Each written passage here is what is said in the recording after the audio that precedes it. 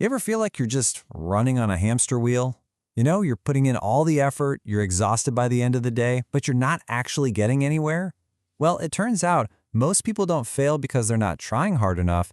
They fail because their effort is split in a dozen different directions. So today, let's unpack a really powerful idea that can help us break free from that cycle: the rule of one thing. Right, so let's talk about this. We live in a culture that absolutely worships being busy. We wear it like a badge of honor, don't we? How are you? Oh, so busy. But what if all that frantic motion is just masking a total lack of real, meaningful progress? That, my friends, is the trap of busyness, and it is so easy to fall into. And this slide just lays it out perfectly. On the left, you've got what most of us are doing: divided effort. You're chasing 10 different goals, juggling 5 big projects, and the result? No real momentum. You're just spinning your wheels. But look at the right: compounded effort. One priority, one single process, and that leads to daily wins. The difference is it's night and day. Here's the core of the problem. Complexity is the enemy. It just kills clarity. And when you don't have that sharp, crystal clear focus, your effort scatters like dust in the wind. That feeling of being busy but not actually productive? Yeah, that's a direct result of your energy being scattered all over the place, because there's no single clear target. So, what's the antidote to all this chaos? How do we fix it? Well, it's a surprisingly simple principle, and that's what we're going to get into right now. Let's talk about the solution: the rule of one thing. And here it is. It's so simple. Simplify what you chase so that everything you do starts to compound on itself. This isn't about doing less work, not at all.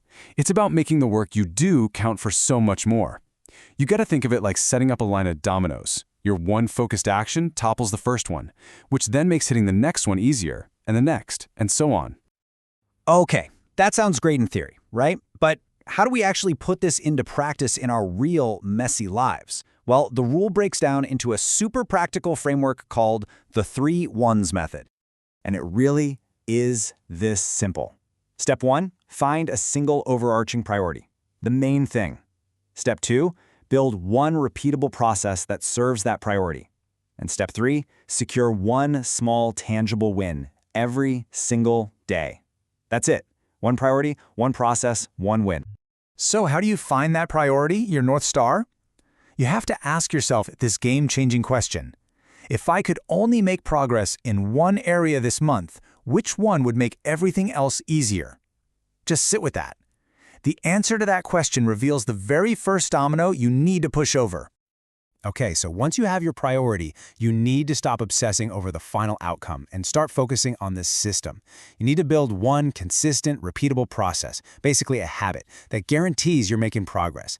This is what carries you forward, even on the days you just don't feel motivated. And listen, this process doesn't have to be some huge, complicated thing. Not at all.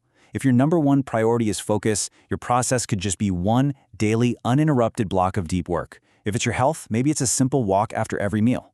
If it's growth, one creative session a day. See? Simple, repeatable, and incredibly powerful. And finally, the third piece: you have to build momentum. And the absolute best way to do that is to end each day with one clear, undeniable win. I'm not talking about checking off 10 little things from a to-do list. I mean one clear piece of evidence that you moved forward. This is so important because it proves to you that the process is actually working. Now, this all sounds really good, maybe even a little too simple. But is there any actual science to back it up? Oh, you bet there is. Let's take a quick look at how our brains are wired, because the power of this rule is literally rooted in our biology. I love this line because it's so true. This isn't just some nice self-help idea or a philosophy. Simplicity is neurology. When you do this, you're not fighting against your brain. You're working with its natural reward system. You're giving it exactly what it wants. So here's what's happening upstairs. When you have a ton of different goals, your brain's reward signals, that little hit of dopamine, get split. No single action feels that rewarding. But when you focus on one target and you get that small win, your brain releases a concentrated shot of dopamine. This creates a really powerful feedback loop that makes you want to do it again. It reinforces the behavior and fuels your motivation.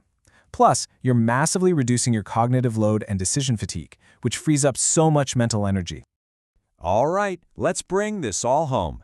If there's one thing to take away from all this, it's this: The path to getting more done, to having a bigger impact, isn't about more effort, it's about more focus. And you have to remember this powerful reframe. Choosing to simplify isn't a sign of laziness. It's a brilliant strategic move. It is the ultimate form of leverage. It's how you get massive returns from a small, highly focused input. So really, your job is to become an expert at removing the noise. That's it. Because when you strip away all the distractions, all the extra projects, all the scattered goals, the one thing that remains doesn't just grow, it multiplies. And that just leaves us with one final and very personal question. I want you to really think about your own life, your work, your health, your goals. After everything we've just talked about, what is your one thing?